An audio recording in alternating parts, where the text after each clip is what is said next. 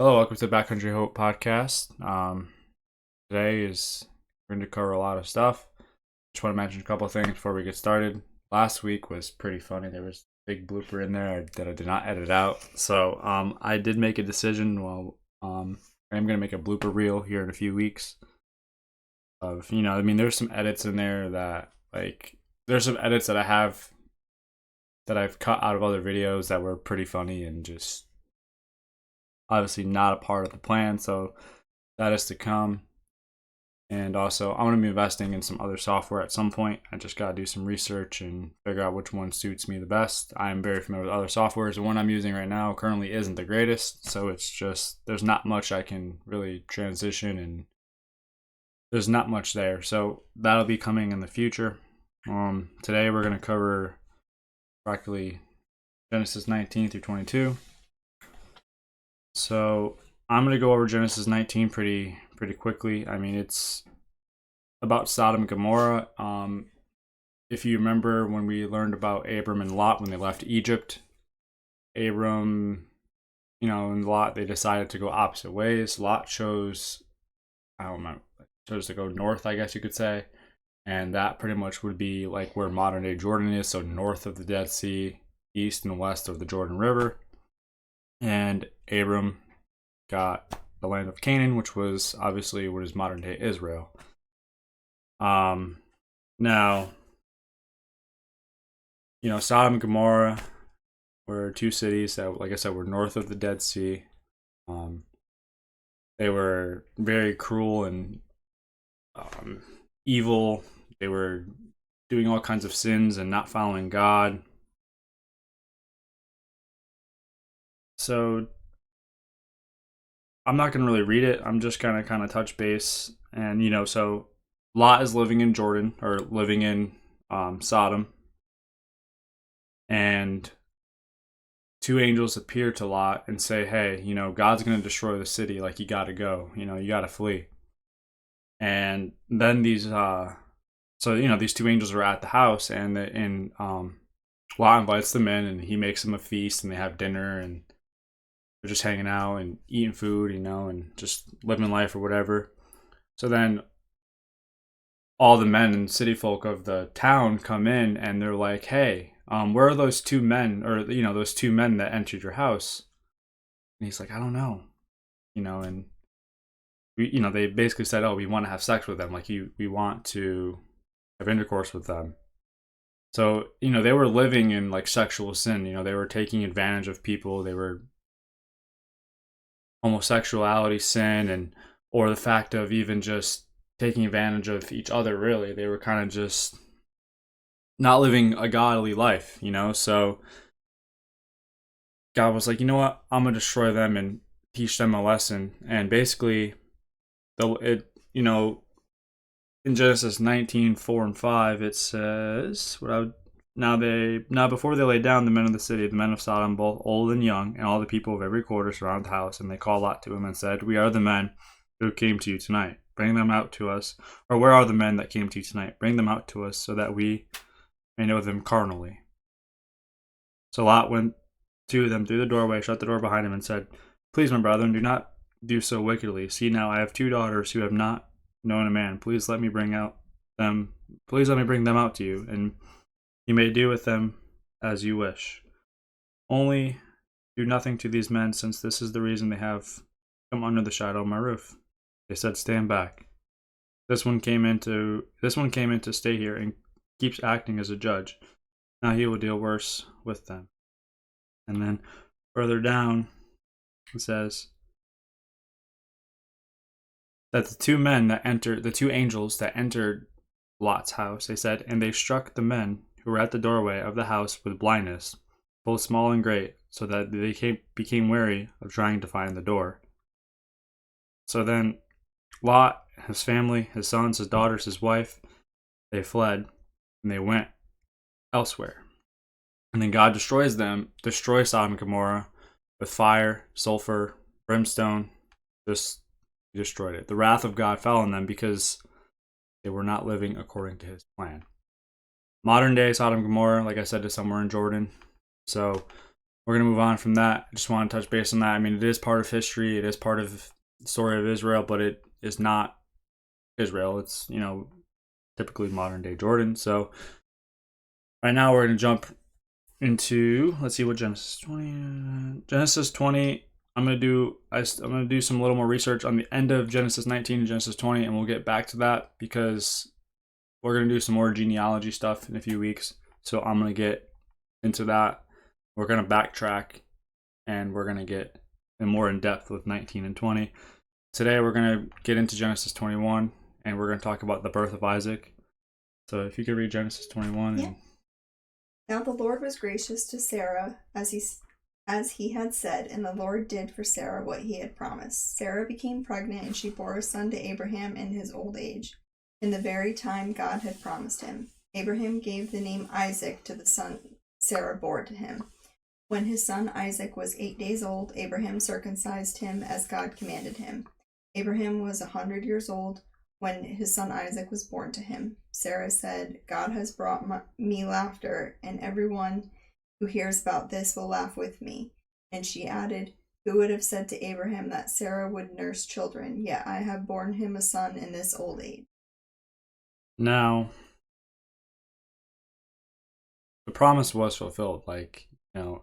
God did promise Abraham and Sarah a son, but Sarah was the one who had doubt in her heart because of her old age, saying, how is it going to be possible, So, as we read in the past, Sarah sends Abram at the time off to sleep with her concubine Hagar, and that was the birth of Ishmael, which we touched base on in a previous episode.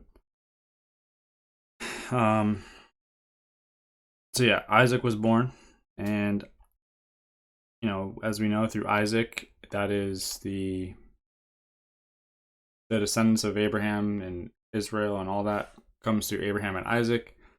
Yet again, we'll get into more genealogy in the future. We're just trying to, what's it called? Laying the foundation. We're laying the foundation, and we'll get into that as we go on. Now, what else did you want to read out of it? Do you think that did something about reading something else out of Genesis 21 that you liked? Stood out too? Well, just the Hagar and Ishmael sent away. Yeah, if you can touch base on that, please. Yep. The child grew and was weaned, and on the day Isaac was weaned, Abraham held a great feast. But Sarah saw that the son whom Hagar the Egyptian had borne to Abraham was mocking, and she said to Abraham, get rid of that slave woman son, for that woman's son will never share in the inheritance with my son Isaac. The matter distressed Abraham greatly because it concerned his son. But God said to him, do not be so distressed about the boy and your slave woman. Listen to whatever Sarah tells you, because it is through Isaac that your offspring will be reckoned. I will make the son of the slave into a nation also, because he is your offspring. Early the next morning, Abraham took some food and a skin of water and gave them to Hagar. He set them on her shoulders and then sent her off with the boy. She went on her way and wandered into the desert of Beersheba. Thank you. When the water in the skin was gone, she put the boy under one of the bushes. Then she went off and sat down about a bow shot away, for she thought, I can't not watch this boy die.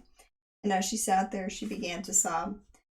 God heard the boy crying, and the angel of God called to Hagar from heaven and said to her, what is the matter, Hagar? Do not be afraid. God has heard the boy crying as he lies there. Lift the boy up and take him by the hand, for I will make him into a great nation. Then God opened her eyes, and she saw a well of water. So she went and filled the skin with water and gave the boy a drink. God was with the boy as he grew up. He lived in the desert and became an archer. While he was living in the desert of Paran, his mother got a wife for him from Egypt. Now that's very important. There was a question, I think I mentioned it last week. There was a question that did come up a few weeks ago on a video about who are the descendants of Ishmael today. Yet again, that is another genealogy thing that is definitely going to be the next episode for sure. But there's a very key point right here too, where it says in what is it? It's 12 through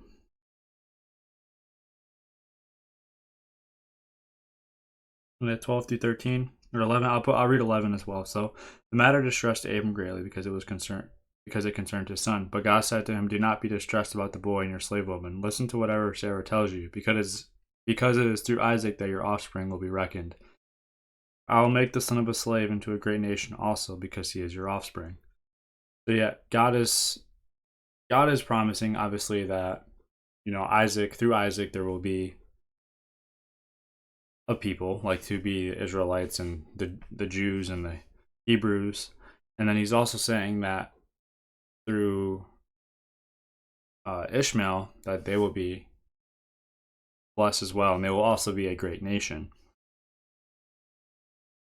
I think that's important too, because it tells you that, like, things will come of it. It's not just something that happened. If you go on further, it says, we just read when he was crying and sobbing, an angel of God appeared to Hagar and said, What is the matter, Hagar? Do not be afraid. God has heard the boy crying as he lies. Lift up the boy and take him by the hand, for I will make him into a great nation. I'm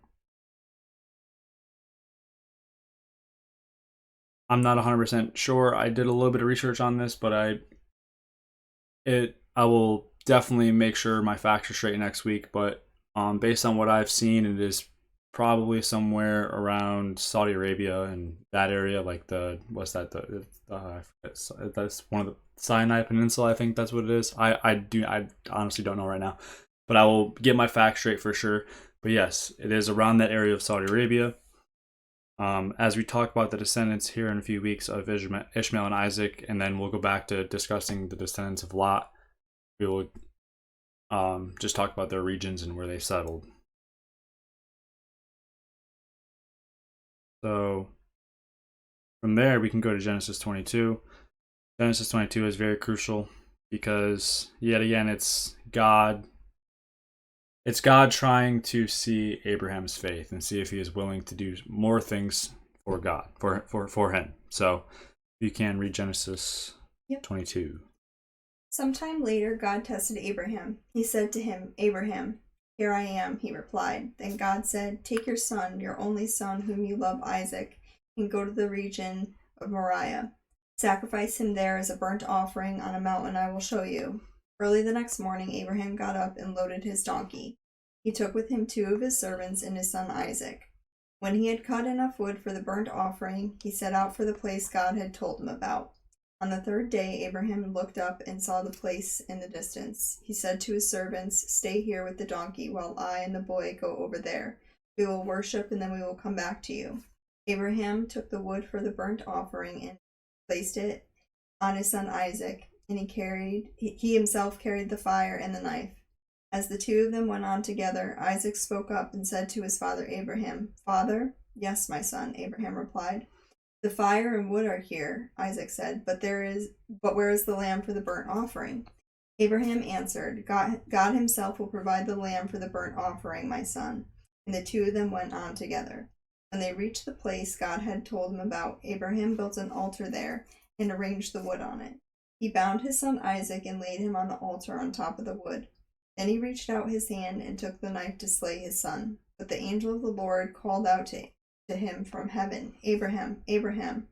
"Here I am," he replied. "Do not lay a hand on the boy," he said. "Do not do anything to him. Now I know that you fear God, because you have not withheld me from your son, your only son." Abraham looked up, and there in the thicket he saw a ram caught by its horns. He went over and took the ram and sacrificed it as a burnt offering instead of his son. So Abraham called the place, "The Lord will provide." And to this day it is said, "On the mountain the Lord it will be provided." The angel of the Lord called to Abraham from heaven a 2nd time and said, "I swear by myself, declares the Lord, that because you have done this and have not withheld your son, your only son, I will surely bless you and make your descendants as numerous as the stars in the sky and as the sand on the seashore. Your descendants will take possession of the cities of their enemies, and through your offspring all nations on earth will be blessed, because you have obeyed me." Then Abraham returned to his servants, and they set off together for Beersheba, and Abraham stayed there in Beersheba.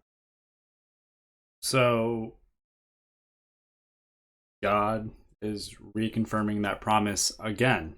He told Abraham, "Hey, go take your son, to the mountain, go sacrifice him. And Abraham showed the slightest bit of faith where he's like, you know what? God will provide the sacrifice. God will provide the lamb. Because I think deep down in Abraham's heart, like he knew that he wasn't going to sacrifice his son. Like he just knew that God was there. So as he did that, obviously we read the ram shows up in the thicket and he sacrifices the ram, and then God promises Isaac that he will make his descendants numerous, and they will take possession of the cities of their enemies, meaning that anyone that came across the nation of Canaan, or at the time Canaan, or which will be soon be called Israel, that God is in control. And yet again, whatever God says goes, and it was God's plan all along, and that all the nations will be blessed because Abraham had obeyed God. That is it for this one. Next week we're gonna dive deeper. I hope you guys have a good week. God bless. Have a good work week, and hope to see you guys next time. Goodbye.